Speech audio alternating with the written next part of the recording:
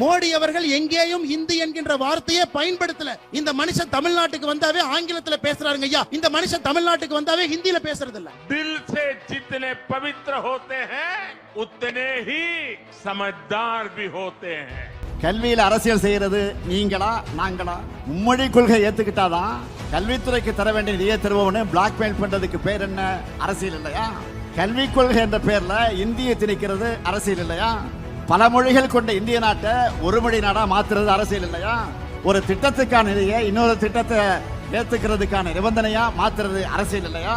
ஆக அரசியல் செய்வது நீங்களா நாங்களா? இன அழிப்புக்கு அடிப்படை என்னன்னு கேட்டீங்கன்னா மொழி அழியாமல் இனம் அழியாது. எனவே இனத்தை அழிப்பதற்கு மொழியை அழிக்கணும்ன்ற அந்த ஐரோப்பியர்களுடைய அந்த ஐரோப்பாவில் உருவான அந்த நாசிச பாசிச அந்த சித்தாந்தத்திலிருந்து இன்னும் விடுபடாமல் இருக்கிறார்கள்.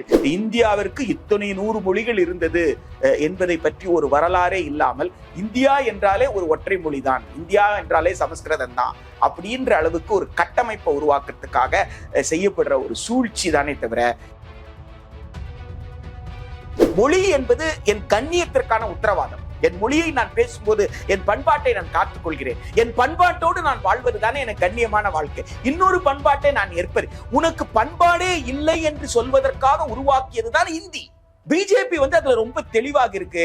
அவங்க இந்திய ஒரு வயா மீடியாவா தான் மட்டும்தான் பயன்படுத்துறாங்களே தவிர இந்தி மீது பாஜகவுக்கு எந்த காதலும் இல்லைன்றத நம்ம புரிஞ்சுக்கணும். ஆங்கிலத்துல பல சொற்களுக்கு வேர் சொல் கிடையாது. ஆங்கிலத்துல அதுக்கு நீங்க லாத்தின், கிரேக், பிரெஞ்சு, ஜெர்மன் போய் தான் வேர் சொல் கண்டுபிடி. ஆனா தமிழுக்கு அப்படி கிடையாது. தமிழ் காரண சொற்கள் இருக்கு. இங்க காரண பெயர்களாக பல பெயர்கள் உருவாகி இருக்கு. வேர் சொல் இங்க இருக்கு. தனித்து நிற்கக்கூடிய வல்லமை படித்தது தமிழ் மொழி. எங்க தாய்மொழியில படிக்கிறதுக்கு சமமான கல்வியை கொடுன்னா அதை பேசாம ஐரோப்பாவை பத்தி அமெரிக்கா பத்தி நீ ஏன் பேச ஆரம்பிக்கிற? இந்த நாட்டினுடைய பெருமையை பேச. கர்ம வீரர் காமராஜர் காலத்துல இருந்த மாதிரி ஃபுட்பாலுக்கு எனக்கு வாத்தியார் கொடு அப்படின்னு சொல்லி கேட்டா ஃபுட்பாலுக்கு வாத்தியார் கொடுக்க முடியல உங்களால. நாம இப்ப யாரை பத்தி பேசிட்டு இருக்கிறோம்? 5 வயசுல இருந்து 10 வயசு குழந்தைய பத்தி பேசிட்டு இருக்கோம். 5 வயசுல இருந்து 10 வயசு வரைக்கும் ஜெர்மனில 3 மொழியா?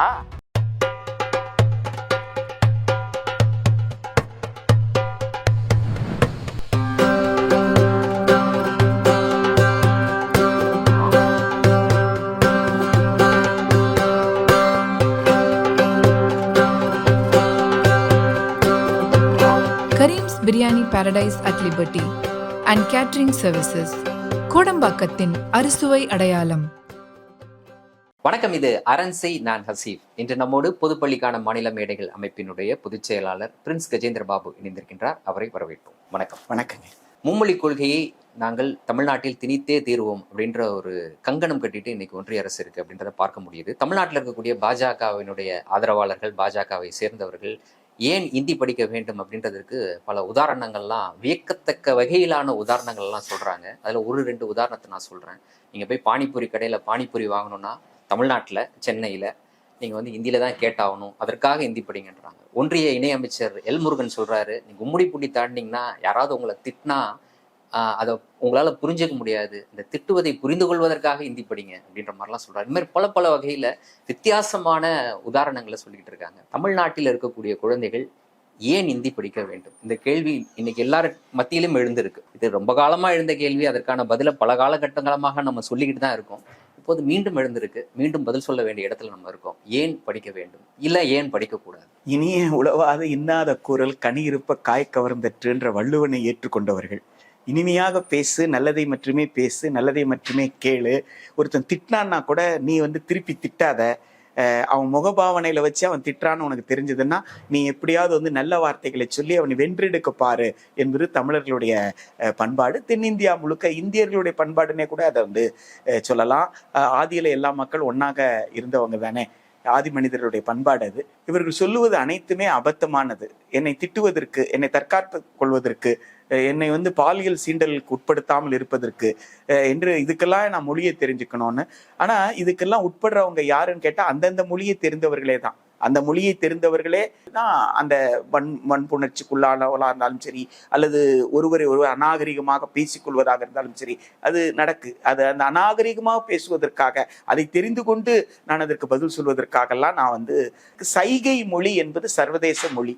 எந்த நாட்டிற்கு போனாலும் சைகையிலேயே என்னால் என் அன்பை வெளிப்படுத்த முடியும், என் தேவைகளை வெளிப்படுத்த முடியும். அப்படி நான் பயணித்திருக்கிறேன். உலகத்துல எல்லோருக்குமே அந்த அனுபவம் இருக்கு. 6 வருடம் பயணித்தவர் டார்வின், சார்லஸ் டார்வின். அப்படிதான் அவர் வந்து தோற்றத்தை பற்றிய அறிவியல் பூர்வமான விஷயத்தை கொண்டு வந்தார். எத்தனை மொழி தெரிந்து சார்லஸ் டார்வின் வந்து பயணித்தாரு. எனவே மனிதர்களுடைய பழகுவதற்குன்னு நீங்க கேட்டீங்கன்னா அதற்கு மொழி ஒரு தடையே இல்லை. மனிதர்களிடம் பழகுவதற்கு அது வந்து மனிதம்தான் தேவை. மனிதனாக நான் இருக்க வேண்டும், மனித பண்புகளோடு நான் இருக்க வேண்டும், அடுத்தவருடைய உணர்வுகளை புரிந்து கொள்ள வேண்டும், அடுத்தவர்கள் சொல்வதற்கு நான் செவி சாய்க்க வேண்டும். செவி சாய்த்தாலே யார் என்னிடம் பேசுகிறார்களோ அவர்களே புரிந்து கொள்வார்கள். நம்ம மொழி இவனுக்கு புரியல போல இருக்கு, நம்ம வேற மாதிரி சொல்லணும் போல இருக்கு அப்படின்னு அவங்களே எனக்கு உதவி செய்ய ஆரம்பிச்சிருவாங்க. எனவே இது அனைத்தையுமே ஒரு இந்தியாவில் உள்ள பல 100 மொழிகளை அழிப்பதற்கான, இந்தியாவிற்கு இத்தனை 100 மொழிகள் இருந்தது என்பதை பற்றி ஒரு வரலாறே இல்லாமல், இந்தியா என்றாலே ஒரு ஒற்றை மொழிதான், இந்தியா என்றாலே சமஸ்கிருதம் தான் அப்படின்ற அளவுக்கு ஒரு கட்டமைப்பை உருவாக்குறதுக்காக செய்யப்படுற ஒரு சூழ்ச்சி தானே தவிர இது எந்த விதமான அடிப்படை ஆதாரமோ அல்லது அறிவியல் பூர்வமான அணுகுமுறையோ அல்லது தெளிவை தரக்கூடிய வாதமோ அல்ல. இப்போ இவங்க இப்படியான ஒரு கருத்துக்களை சொல்றாங்கல்ல, ஹிந்தி கத்துக்கிறதுக்கு இதையெல்லாம் பயன்படுத்தலாம், இந்தியை கத்துக்கிட்டா நீங்க இப்படியெல்லாம் பயன்படுத்தலாம் அப்படின்ட்டு. இதை தாண்டி அறிவுபூர்வமாக இல்லாட்டினா உண்மையிலேயே உபயோககரமான ஒரு பாத்திரம் ஹிந்தி வகிக்கும் அப்படின்றத இவங்க சொல்றதுக்கு இல்லையா? அதனாலதான் இப்படியான விஷயங்கள் எல்லாம் சொல்லிட்டு இருக்காங்களா பானிபூரி வாங்குறதுக்கு? உண்மை அதுதானே. ஹிந்தி எப்ப தோன்றியதுன்றது தானே. ஹிந்தி இப்ப சமீபத்துல தோன்றியது தானே. ஹிந்திக்கு முன்னாடி இருந்த மொழி வந்து ஹிந்துஸ்தானி மொழி. அக்பர் ஆட்சி செய்தார்னு சொல்றமே, அக்பர் காலத்துல எந்த மொழி இருந்தது? ஹிந்துஸ்தானி மொழி தானே இருந்தது. இந்தியாவை பிரித்தாளுவதற்கு பிரிட்டிஷ் செய்த சூழ்ச்சியில உருவானதுதான் ஹிந்தி. நீங்க ரொம்ப ஆழமா பாத்தீங்கன்னா ஹிந்துஸ்தானி மொழியோட பாரசீக மொழி கலந்து உருது உருவாச்சு, ஹிந்துஸ்தானி மொழியோட சமஸ்கிருதம் கலந்து ஹிந்தி உருவாச்சு. ஆக இந்தியர்களை அவர்கள் இந்துக்கள் என்றும் முஸ்லீம்கள் என்றும் கூறு போடுவதற்காக உருதுவை இஸ்லாமியர்களுடைய மொழியாகவும் இந்திய வந்து இந்துக்களுடைய மொழியாகவும் அடையாளப்படுத்துவதற்கான சூழ்ச்சியை யார் செய்தார்கள் என்றால் பிரிட்டிஷ் செய்தார்கள். இது ரெண்டும் உருவாகிறதுக்கு முன்னாடி இந்தியாவில் இருந்த மொழி ஹிந்துஸ்தானி மொழி. இன்னும் நீங்க இந்துஸ்தானி மொழியில் இருக்கிற பாடல்கள் உங்களுக்கு தெரியும். வட இந்தியாவில் பல பேர் இன்னும் இந்துஸ்தானி மொழி பேசக்கூடியவர்கள் நிறைய பேர் வந்து இருக்கிறாங்க. இந்திய நாட்டோட வரலாறே நீங்க எடுத்துக்கிட்டீங்கன்னா 1857 தான் பிரிட்டிஷ்காரனுக்கு ஒரு மிகப்பெரிய பாடத்தை கற்றுத்தந்தது. என்ன பாடத்தை கற்றுத்தந்ததுன்னா, ஜான்சி ராணி, டாண்டியா டோப்பே உள்ளிட்ட இந்தியாவில் பல்வேறு சமயங்களை சார்ந்தவர்கள் அத்துணை பேருமே இந்தியாவின் மிகவும் பலவீனமான அரசராக இருந்த கடைசி முகலாய பேரரசர் பகதூர் ஷா ஜஃபாரை இந்தியாவின் சக்கரவர்த்தியாக அறிவித்தார்கள். அப்போ இவர்கள் எல்லோரும் வெவ்வேறு கடவுளை கும்பிடுறாங்க. ஆனா இது வெளிநாட்டிலிருந்து வந்ததாக நாம சொல்றோம். அப்ப வெளிநாட்டிலிருந்து வந்த மதத்தை சார்ந்த ஒருவனை இந்தியாவின் சக்கரவர்த்தியாக இவர்கள் தேர்ந்தெடுக்கிறார்கள் என்றால் இவர்கள் தங்களை மண்ணின் மைந்தர்கள் என்று நினைக்கிறார்கள். இவர்கள் மண்ணின் மைந்தர்களாக இருக்கும் வரை, நினைக்கும் வரை நாம் ஆட்சி செய்ய முடியாது. எனவே இவர்களை பிரிக்கணும். அப்படி பிரிப்பதற்காக கூறு போட்டதுதான் உங்களுக்கு வந்து வங்கப்பிரிவினை.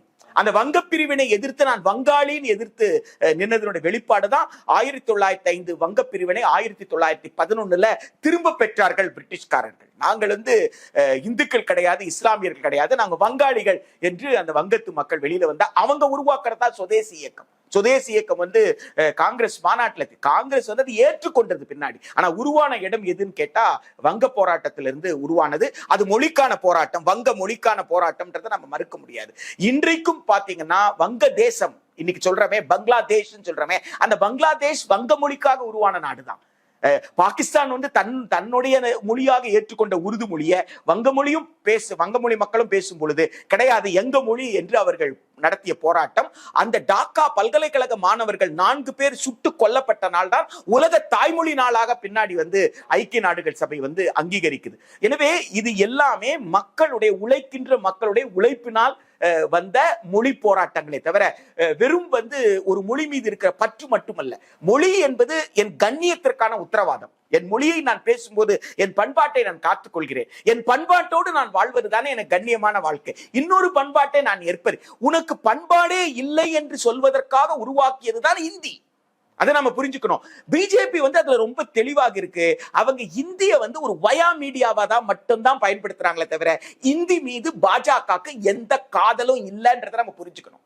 ஹிந்தி மீது பாஜகவுக்கு எந்த காதலும் இல்ல என்பதை நிரூபிப்பதற்கான சரியான ஆவணம் எதிர் கேட்டா தேசிய கல்விக் கொள்கை 2020. ஏன்னா தேசிய கல்விக் கொள்கை 2020 அவங்க என்ன சொல்றாங்க, இந்தியாவினுடைய மொழிகளை உருவாக்குவதில், இந்திய பண்பாட்டு வளர்ச்சியில் அளப்பெரிய பங்களிப்பை செய்தது சமஸ்கிருதம். எனவே சமஸ்கிருதத்தை அனைத்து நிலையிலும் கற்றுத்தருவதற்கு தேவையான அனைத்து வாய்ப்புகளும் வசதிகளும் உருவாக்கி கொடுக்கணும். இதுதான் அவங்க எழுதி வச்சிருக்கிறாங்க. ஆக இது எதுக்கு பொருந்தோம்? ஹிந்திக்கு பொருந்தோம். ஹிந்தி வளர்வதற்கு சமஸ்கிருதம் உதவியதுன்றது பொருந்தோம். தமிழ் வளர்வதற்கு எப்படி என்றால் வேர்ச்சொல் தமிழ்ல இருக்க, ஆங்கிலத்துல பல சொற்களுக்கு வேர்ச்சொல் கிடையாது. ஆங்கிலத்துல அதுக்கு நீங்க லாத்தின், கிரேக், பிரெஞ்சு, ஜெர்மன் போய் தான் வேர்ச்சொல் கண்டுபிடி. ஆனா தமிழுக்கு அப்படி கிடையாது. தமிழ் காரண சொற்கள் இருக்குங்க, காரண பெயர்களாக பல பெயர்கள் உருவாகி இருக்கு, வேர்ச்சொல் இங்க இருக்கு. தனித்து நிற்கக்கூடிய வல்லமை படைத்தது தமிழ் மொழி. எனவே அப்படிப்பட்ட ஒரு மொழியை அழித்து விட்டு பிரிட்டிஷ்காரனுடைய ஏவலாக உருவான ஒரு மொழியை நீ ஏற்றுக்கொள் என்று சொல்வது எந்த வகையில? இப்ப காலனிய மனப்பான்மைன்னு சொல்றாங்களே, அடிமை மனப்பான்மை, காலனிய புத்தியிலிருந்து விடு. இப்ப யாரு? பாஜக காலனி புத்தியிலிருந்து வரல. பாஜக இன்னும் ஐரோப்பாவர்களுடைய மனப்பான்மையிலிருந்து வரல. இப்ப எங்க உதாரணம் காட்ட, எங்க தாய்மொழியில படிக்கிறதுக்கு சமமான கல்வியை கொடுன்னா அதை பேசாம ஐரோப்பாவை பத்தி, அமெரிக்கா பத்தி நீ ஏன் பேச ஆரம்பிக்கிற? இந்த நாட்டினுடைய பெருமையை பேச, கர்ம வீரர் காமராஜர் காலத்துல இருந்த மாதிரி ஃபுட்பாலுக்கு எனக்கு வாத்தியார் கொடு அப்படின்னு சொல்லி கேட்டா ஃபுட்பாலுக்கு வாத்தியார் கொடுக்க முடியல உங்களால. கால்பந்து விளையாட்டு கற்றுக் கொடுப்பதற்கான கோச் கொடுக்க முடியல. ஆனா நீங்க யாரை காட்ட போறீங்கன்னா நீங்க ஐரோப்பாவை காட்ட போறீங்க. ஏன் ஐரோப்பாவை இப்ப காட்ட போற?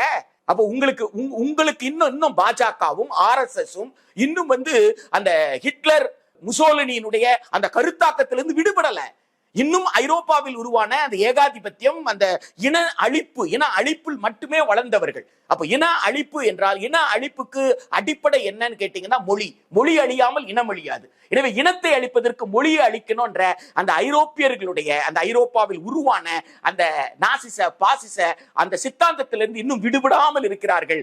பாஜகவை பார்த்து நாம சொல்லணும், எப்பா இந்தியர்களா சிந்தியா? புத்தர் இந்திய நாட்டை 2500 வருஷத்துக்கு முன்னாடியே சமத்துவத்தை சொல்லி இருக்கிறாரு, எங்க திருவள்ளுவர் சொல்லியிருக்காரு என்று அவர்களுக்கு நாம் பாடம் நடத்த வேண்டிய அவசியம் இருப்பதாக நான் கருதுகிறேன். ஐரோப்பாவை எடுத்துக்கிட்டோம் அப்படின்னா இந்தியாவினுடைய ஒரு மினியேச்சரா நம்ம பார்க்கலாம். அங்க பல்வேறு மொழிகள் இருக்கு, பல்வேறு கலாச்சாரங்கள் இருக்கு. நாடாக ஒருங்கிணையாவிட்டாலும் அவர்களை பொருளாதார ரீதியாக ஒரே நிலப்பரப்பாக ஒருங்கிணைச்சிருக்கிறாங்க. ஒவ்வொரு நாட்டிலையுமே பல்வேறு மொழிகள், நீங்க சொல்றது சரியா சொல்லணும்னா மும்மொழி கொள்கை கூட அங்க நடைமுறையில் இருக்கு. அப்ப அந்த உதாரணத்தை இவங்க சுட்டி காட்டுறாங்க. பல்வேறு மொழிகள், பல்வேறு கலாச்சாரம், பல்வேறு பொருளாதாரம், அது எல்லாமே ஒரு நிலப்பரப்புல கட்டமைக்கப்பட்டிருக்கு. அதுவும் இந்தியா மாதிரிதான் இருக்கு. அவங்க கத்துக்கிறாங்க, நம்ம ஏன் கத்துக்க கூடாது அப்படின்னு நீங்க என்ன சொல்ல வர்றீங்கன்னா, சக்கரை பொங்கல் பண்ணலாம் அப்படின்னு நீங்க சொல்றீங்க. சக்கரை பொங்கல் இவங்க நல்லா பண்ணுவாங்க, சக்கரை பொங்கல் நம்ம பண்ணலாம், சக்கரை பொங்கல்ல நல்லது தானே, அது பொங்கல் தானே, ரொம்ப இனிப்பா இருக்கும்லன்னு சொல்றீங்க. சக்கரை பொங்கல் சுவையாக இருக்கணும்னா என்னென்ன தேவை அப்படின்னு இருக்குல்ல, அரிசி வேணும், பருப்பு வேண்டும், முந்திரி பருப்பு வேணும், திராட்சை வேண்டும், நெய் வேண்டும், ஏலக்காய் வேணும்.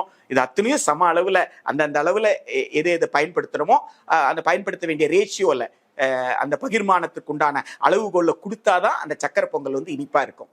அதே போலதான் ஐரோப்பாவில் கட்டணமில்லா கல்வியை கொடுக்குறாங்களே, அதை பத்தி மட்டும் பேச மாட்டேன்றீங்க. எந்த நாட்டுக்கு போனாலும் அரசு தன் பொறுப்புல கல்வியை கொடுக்குற, அதை பற்றி பேச மாட்டேன்றீங்க. ஜெர்மனில் பிறந்த ஒரு மனிதர் தான் ஜெர்மன் மொழியில் படிப்பதை பெருமையாக நினைக்கிறார். ஜெர்மன் மொழியில் மட்டுமே அவர் தொடக்க கல்வியை படிக்கிறார். வேற எந்த மொழியில தொடக்க கல்வியை படிக்கிறார் சொல்லுங்க, எனக்கு தெரியல. தொடக்க கல்வியை படிக்கிற ஜெர்மன் நாட்டுல 1ஆம் வகுப்புல இருந்து 5ஆம் வகுப்பு படிக்கிற குழந்தைங்க, 5 வயசுல இருந்து 10 வயசு குழந்தைகளுக்கு 3 மொழி இருக்குன்னு போன் போட்டு எனக்கு கொடுங்க சார், அங்க இருக்கிற டீச்சருக்கு போன் போட்டு பேச சொல்லுங்களேன். நான் யார் வேண்டான்னு சொல்லலையே. நாம இப்ப யாரை பத்தி பேசிட்டு இருக்கிறோம்? 5 வயசுல இருந்து 10 வயசு குழந்தைய பத்தி பேசிட்டு இருக்கோம். 5 வயசுல இருந்து 10 வயசு வரைக்கும் ஜெர்மனில 3 மொழியா? யார்கிட்ட சார் சொல்றாங்க அவங்க? என்னால புரிந்து கொள்ளவே முடியல. பிரான்ஸ் எதனால உருவாச்சு? France, John of Arc. மற்ற நாடுகள் எல்லாம், ஐரோப்பால மற்ற நாடுகள் எல்லாம் பார்த்தா தந்தையர் நாடுன்னு சொல்லுவாங்க. ஆனா பிரான்ஸுக்கு மட்டும் mother of France. John of Arc mother of France. சிறுமியாக இருந்த ஒரு பெண்மணி, அவங்க போய் அந்த கேப்டனோட சண்டை போட்டு அந்த நாட்டுக்கு விடுதலைக்காக, நீ என்ன பிரிட்டிஷ் ஏகாதிபத்திய கிட்ட, ஆங்கில மொழி பேசுறவங்க கிட்ட அடிமையா இருக்கிற, அவனுக்கு போய் நீ கேப்டனா இருக்கிறிய, தளபதியா இருக்கிறிய, நீ பிரெஞ்சுக்காரன், நீ பிரான்ஸை தனியா உருவா. இப்படித்தானே அந்த டைலாக், அந்த உரையாடல் அப்படித்தானே பிரான்ஸ் என்று. அந்த ஜான் ஆஃப் ஆர்க் எரிக்கப்பட்ட போது ஏற்பட்ட உணர்வு தானே இங்கிலாந்திலிருந்து விடுதலை பெற வேண்டும் என்று பிரான்சுக்கு உணர்வு கிடைத்தது. எனவே அப்படிப்பட்ட ஐரோப்பாவை இப்படியெல்லாம் நம்ம கொச்சைப்படுத்த கூடாது. அங்க அவங்கவுங்க தாய்மொழியில படிக்கிறாங்க. அங்க இருக்கிற சூழல் இருக்குல்ல, இப்ப பிரான்ஸ்ல இருந்து இந்த பக்கம் அந்த இங்கிலீஷ் சேனலை கடந்து போனா இங்கிலாந்துக்கு போயிடலாம். இங்கிலாந்துக்குள்ள ஸ்காட் மொழி ஒண்ணு இருக்கு, யுனைடெட் கிங்டம்குள்ள ஐரிஷ் மொழி இருக்கு, அயர்லாந்து மக்கள் பேசுற ஐரிஷ் மொழி இருக்கு. ஆனா எங்கேயுமே யார் மீது எதுவுமே திணிப்பு கிடையாது. நீங்க இங்கே நாம என்ன சொல்றோம், எதுவுமே திணிப்பு கிடையாதுயா. இந்திய சூழல், நீ ஒரு நாட்டை இருக்கிற ஒரு கூரை மட்டும் இங்க நடைமுறைப்படுத்த முடியாது. அந்த நாட்டில் என்னென்ன வாய்ப்புகள், என்னென்ன வசதிகள், அந்த பண்பாட்டு வளர்ச்சி இன்றைக்கு நேற்றல்ல, நீண்ட காலமாக அரசின் பொறுப்பிலும் செலவிலும் என்றைக்கு அது ஜனநாயக நாடாக மலர்கிறதோ, ஜனநாயக நாடா மலர்ந்தருடைய வெளிப்பாடே அரசு பொறுப்புல கல்வி கொடுக்க முடியுது. ஆனால் இந்தியால மட்டும்தான், இந்தியா விடுதலை பெற்ற பிறகு கல்வியை அடிப்படை உரிமையா கொடுக்கல. இன்றைக்கு தேதி வரைக்கும் தேசிய கல்விக் கொள்கை 2020 கூட அரசு பள்ளியும் இருக்கும், தனியார் பள்ளியும் இருக்கும், அரசு பள்ளியிலே PMC பள்ளி என்ற தகைசால் பள்ளிகளும் இருக்கும் என்று பாகுபாடு கொண்ட கல்வி அமைப்பு ஐரோப்பாவில் இல்லையே, ஜெர்மனியில இல்லையே. எனவே அந்த பாகுபாடை வைத்துக்கொண்டு இங்க மொழிக் கொள்கைகளை தமிழ்நாடு பொறுத்த வரைக்கும் ரொம்ப தெளிவா இருக்கு. எங்க தாய்மொழியில நாங்க படிக்கிறோம். இங்க தமிழ்நாடு அரசு கிட்ட தெலுங்கு பயிற்று மொழி பள்ளி இருக்கு. உத்தரப்பிரதேசல நீங்க அப்படி பார்க்க முடியாது. ஆனா தமிழ்நாட்டுல, தமிழ்நாடு அரசு பள்ளி சொல்றேன், தமிழ்நாடு கவர்மெண்ட் நடத்துற பள்ளி, தமிழ்நாடு அரசு உதவி பெறும் பள்ளி, இதுல தெலுங்கு பயிற்று மொழி பள்ளி இருக்கு, உருது பயிற்று மொழி பள்ளி இருக்குங்க, இங்க கன்னட பயிற்று மொழி பள்ளி இங்க இருக்கு. அதாவது பார்டர் டிஸ்ட்ரிக்ட்ல இல்ல, சென்னையில இருக்கு. ஆக இங்க யாருடைய மொழியை படிப்பதற்கும் நாம தடை செய்யலன்றதை நாம புரிஞ்சுக்கணும். தமிழ்நாடு தமிழ் கற்றல் மொழி சட்டம் 2006 இங்க நடைமுறையில் இருக்கு. தமிழ்நாடு தமிழ் மொழி கற்றல் சட்டம் அது 2012 திருத்தப்பட்டது. கலைஞர் ஆட்சி காலத்துல கொண்டு வந்தது. செல்வி ஜெயலலிதா ஆட்சி காலத்துல அந்த சட்டம் திருத்தப்பட்டு இன்னொரு கூறு கூடுதலாக சேர்க்கப்பட்டது. அந்த சட்டத்துல என்ன நீங்க பார்த்தீங்கன்னா, part 1 language Tamil compulsory, part 2 பகுதி 2 மொழி ஆங்கிலம் கட்டாயம், 3 பார்ட் 3 பகுதி 3ல கணிதம், அறிவியல், சமூக அறிவியல், பகுதி 4ல யாருக்கு தாய்மொழி தமிழோ ஆங்கிலமோ இல்லையோ, ஏன்னா அது ரெண்டையும் கட்டாயம் நீங்க சொல்லிட்டதுனால, யாருக்கு தமிழோ ஆங்கிலமோ இல்லையோ அவர்கள் தாய்மொழியை படிக்கலாம். இது அரசு பள்ளிக்கு பொருந்தும், அரசு உதவி பெறும் பள்ளிக்கு பொருந்தும், CBSE பள்ளிக்கு பொருந்தும், ICSE பள்ளிக்கு பொருந்தும், எல்லா பள்ளிக்கும் பொருந்தும். ஐரோப்பால என்ன நீங்க இருக்குன்னு சொல்றீங்களோ அதை நடைமுறைப்படுத்தி இருக்கிற மாநிலம் எதுன்னா தமிழ்நாடு மாநிலம். இது ஐரோப்பாவில் இருக்கு. இந்த முறைதான் ஐரோப்பாவில் இருக்கு. அந்த முறை ஏற்கனவே தமிழ்நாட்டில் இருக்கு. உங்களுக்கு என்ன கஷ்டம்? தமிழ்நாட்டில் ஒருத்தர் தமிழ் மொழி பேசக்கூடியவர் என்றால், இல்ல சூழலியல் மொழி தமிழாக இருக்கு, எனவே என் தாய்மொழி தெலுங்கா இருந்தா கூட எனக்கு தமிழ் தான் எனக்கு ரொம்ப வசதி அப்படின்னு நான் நினைக்கிறேன்னா, நான் தமிழ் மொழியில படிக்கிறேன். அப்போ தமிழ் மொழியில நான் படிச்சிடுறேன், ஆங்கிலம் தேவைக்காக நான் படிச்சிடுறேன். அது இல்லாமல் நான் தமிழ் மொழியை தாய்மொழியாக கொள்ளாதனால், ஆங்கிலம் என் தாய்மொழி கிடையாது என்பதனால், நான் என் தாய்மொழி கன்னடமாக இருந்தாலும், உருதுவாக இருந்தாலும், குஜராத்தியா இருந்தாலும், மராத்தியா இருந்தாலும், எதுவாக இருந்தாலும் கற்றுத்தர வேண்டிய பொறுப்பு யாருக்கு இருக்குன்னா பள்ளி நிர்வாகத்திற்கு. ஒரே ஒரு குழந்தை மகாராஷ்டிரால இருந்து தமிழ்நாட்டுக்கு மாற்றலா இருக்கு, மராத்தியில சொல்லிக் கொடுக்கணும், சட்டப்படி சொல்லிக் கொடுக்கணும், சொல்லிக் கொடுக்கலன்னா சட்டத்தை மீறுது அந்த பள்ளி. அப்ப சட்டத்தை மீறும் பள்ளி மீது நீங்க நடவடிக்கை எடுக்கணுமே தவிர, நடவடிக்கை எடுக்காம அங்க எங்க சொல்லி தரா நீங்க கேட்க கூடாது. சட்டத்தை நடைமுறைப்படுத்துங்க, சட்டத்தை பத்தி பேசுங்க. தமிழ்நாடு தமிழ் மொழி சட்டம் கலைஞர் அவர்களால் கொண்டு வரப்பட்டது 2006. பேசுங்க அந்த சட்டத்தை பற்றி. பேசுறதுக்கு ஏன் தயங்குறீங்க? எனவே இவர்கள் எதையுமே புதியதாக சொல்லல. மொழிக் கொள்கையில தமிழ்நாட்டை பொறுத்த வரைக்கும் தெளிவான மொழிக் கொள்கை வைத்திருக்கிறோம். நாம கேட்கறது அடுத்த கட்டத்தை நோக்கி நகர்றது. நாங்க 100 வருஷமாக பள்ளிகளுக்கு குழந்தைகள் எல்லாம் கூட்டு வந்தாச்சு. இப்ப பள்ளிகள்ல சமமான கற்றல் வாய்ப்பு கொடு, எல்லா பள்ளிகளும் சமமா நடத்து, அரசின் பொறுப்பில் கொடு என்பதுதான் இன்றைக்கு இருக்கிற போராட்டம். இந்த சமம் என்று வரும்பொழுது அவங்க சுட்டி காட்டுறது என்னன்னா, இங்க இருக்கக்கூடிய கேந்திர வித்யாலயா இல்ல மற்ற பள்ளிகள்ல 3வது மொழியாக இந்தி கற்பிக்கப்படுகிறது, இல்ல 3வது மொழி கற்பிக்கப்படுகிறது. அந்த வாய்ப்பு அரசு பள்ளிகளில் படிக்கக்கூடிய மாணவர்களுக்கு மறுக்கப்படுது. இது சமமான நிலை இல்லை அப்படின்ற மாதிரி ஒரு வாதத்தை முன்வைக்கிறாங்க. கேந்திர வித்யாலயான்றது சிறப்பு பள்ளி. கேந்திர வித்யாலயன்ற சிறப்பு பள்ளி எதற்காக உருவாக்கப்பட்டது அப்படின்னு கேட்டா, ஒன்றிய அரசினுடைய துறைகள்ல பணியாற்றக்கூடியவர்கள் அல்லது பொதுத்துறையில பணியாற்றக்கூடியவர்கள் அகில இந்திய அளவில் எந்த மாநிலத்திற்கும் எப்பொழுது வேண்டுமானால் மாற்றலாகி போகலாம் என்று சொன்னால், அவர்கள் குழந்தைகளுக்கு இடர்பாடாக இருக்கக்கூடாது, அந்த குழந்தை எந்த மாநிலத்திற்கு போனாலும் ஒரு மாநிலத்தில் எந்த பாடத்திட்டத்தில் பயின்று கொண்டிருந்ததோ அதே பாடத்திட்டத்தில் அந்த குழந்தை படிக்கணும் அப்படின்றதுக்காக உருவாக்கப்பட்டதுதான் கேந்திர வித்யாலயா. இப்ப தமிழ்நாட்டுல ஒரு கேந்திர வித்யாலயா இருக்கு அப்படின்னு சொன்னா, இந்த தமிழ்நாட்டில் இருக்கிற கேந்திர வித்யாலயால தமிழ்நாட்டில் இருக்கக்கூடிய ஒன்றிய அரசு துறைகளை சார்ந்த, இப்ப தமிழ்நாட்டுல நம்ம கல்லூரி சாலையில நமக்கு சாஸ்திரி பவன் இருக்கு அப்படின்னு சொல்லி சொன்னா, தமிழ்நாட்டுல நுங்கம்பாக்கத்தில் இருக்கக்கூடிய அந்த சாஸ்திரி பவன், அந்த சாஸ்திரி பவன் இருக்குன்னு சொன்னா, அந்த சாஸ்திரி பவன் ஒன்றிய அரசினுடைய துறைகள், நிறைய துறைகள் இருக்கு. அது போல ராஜாஜி பவன் உங்களுக்கு பெசன் நகர்ல இருக்கக்கூடிய அது இல்லாம பொதுத்துறைகள், நிறைய பொதுத்துறைகள் இருக்கு. இப்ப இதுல பணியாற்றக்கூடியவர்கள் தெலுங்கு பேசுறவங்க இருப்பாங்க, குஜராத்தி பேசுறவங்க இருக்கலாம், கன்னடம் பேசுறவங்க, மலையாளி பேசுறவங்க, மராத்தி பேசுறவங்க, பல மொழி பேசக்கூடிய தாய்மொழியா கொண்டவர்கள் இருக்கலாம். இவங்க பிள்ளைகள்லாம் எங்க போய் படிப்பாங்க? கேந்திர வித்யாலயில படிக்க வாய்ப்பு இருந்தால், எத்தனை சீட் இருக்கோ அவ்வளவுதான், படிக்க வாய்ப்பு இருந்தால். அங்க 1ஆம் வகுப்புல இருந்து 5ஆம் வகுப்பு வரைக்கும் 2 மொழி தான் சார். எங்க சார் மும்மொழி? 2 மொழி தான், ஹிந்தி மொழி, ஆங்கில மொழி, 2 மொழி தான் கற்றுக் கொடுக்கீங்களே தவிர தாய்மொழியை கற்றுக் கொடுக்கல. ஆனா தாய்மொழி கற்றுக் கொடுக்க வேண்டிய இடம் எது? தொடக்கப்பள்ளி இல்லையா? ஆனா தமிழ்நாடு தமிழ் லாங்குவேஜ் லேர்னிங் ஆக்ட்ல தொடக்கப்பள்ளியில தாய்மொழி, அந்த குழந்தை தன் தாய்மொழியை, தன் தாய் பேசுற மொழியை அல்லது தன்னுடைய குடும்ப மொழி எதுவோ அந்த மொழியில அந்த குழந்தை படிக்கணும்னு நினைச்சா படிக்கிறதுக்கான வாய்ப்பை நாம உருவாக்கி வச்சிருக்கோம். ஆனால் அந்த வாய்ப்பு கேந்திர வித்யாலயில மறுக்கப்பட்டிருக்கு. 6வதுல இருந்து 8வது வரைக்கும் தான் நீங்க சொல்ற மாதிரி 3வது மொழியை படிக்கலாம். இப்ப இந்த 6வதுல இருந்து 8வது வரைக்கும் படிக்கும் போது அந்த குழந்தை அதே ஸ்ட்ரீம்ல படிச்சுட்டு வரும்போது அந்த குழந்தை ஒரு மாநிலத்திலிருந்து திரும்ப என்னுடைய தாய் மாநிலத்திற்கே நான் சென்று விட்டால் எனக்கு என் மொழியை தெரிஞ்சிருக்கலான்றதுக்காக படிக்கலாம். ஆனா அங்கே கூட நீங்க நிரந்தரமான தமிழாசிரியர் பணியிடம் கிடையாது. தமிழ்நாட்டில் இருக்கிற கேந்திர வித்யாலயில நிரந்தரமான தமிழாசிரியர் பணியிடம், Hindi teacher, permanent Hindi teacher post இருக்கிற மாதிரி பர்மனன்ட் தமிழ் டீச்சர் போஸ்ட் இல்ல. டீச்சருக்கு, பர்மனன்ட் ஹிந்தி டீச்சருக்கு கொடுக்கிற சம்பளம் சமமான சம்பளம் தமிழ் டீச்சருக்கு இல்ல. இங்கிலீஷ் டீச்சருக்கு இருக்க பர்மனன்ட் போஸ்ட் இல்ல, அந்த சம்பளம் இந்த டீச்சருக்கு இல்ல என்பதுதான். ஒரு பாகுபாடு கொண்ட ஒரு கட்டமைப்பு தான் கேந்திர வித்யாலயா இருக்கே தவிர இதையெல்லாம் மறைத்து விட்டு அவர்கள் வாதத்திற்காக எதை வேண்டுமானாலும் பேசலாம் என்று சொல்வது நிச்சயமாக மக்களை குழப்புவதற்காகத்தானே தவிர தீர்வுக்காக அல்ல. அவர்கள் சொல்வது 3வது மொழி அப்படின்னு தான் நம்ம சொல்றோம், ஹிந்தின்னு சொல்லல. மாணவர்கள் எதை விரும்புகிறார்களோ அதை படித்துக் கொள்ளலாம். நீங்க ஹிந்தி திணிப்பு அப்படின்னு சொல்லி தவறான பிரச்சாரத்தை மேற்கொள்றீங்க அப்படின்னு ஒரு கேள்வி முன்வைக்க. நாடாளுமன்றத்தில் 2 நிதியாண்டுக்கு முந்தி இருந்த நிதி நிலை அறிக்கையில நீங்க நிதி ஒதுக்கும் பொழுது நீங்க சொன்னது என்னன்னு கேட்டா, ஒன்றிய நிதி நிலை அறிக்கையில் என்ன சொன்னீங்கன்னா, ஹிந்தி பேசாத மாநிலங்களில் ஹிந்தி ஆசிரியர் நியமிப்பதற்கு 50 கோடி ரூபாய் நிதி ஒதுக்குனீங்க. ரொம்ப தெளிவா, ஹிந்தி பேசாத மாநிலங்களில் ஹிந்தி ஆசிரியர் நியமிப்பதற்காக 50 கோடி. சமஸ்கிருதத்துக்கு மட்டும் அந்த காலகட்டத்திலேயே மொத்தமா எவ்வளவு செலவாயிருந்ததுன்னு கேட்டா 622 கோடி. ஆனால் மற்ற மொழிகளுக்கு, மற்ற மொழி ஆசிரியருக்கு எதுவுமே நீங்க ஒதுக்கலையே, 1 ரூபா கூட நீங்க ஒதுக்கலையே. ஹிந்தி பேசாத மாநிலத்துல, ஹிந்தி பேசாத மக்களுக்கு ஹிந்தி டீச்சருக்கு ஒதுக்குனீங்க.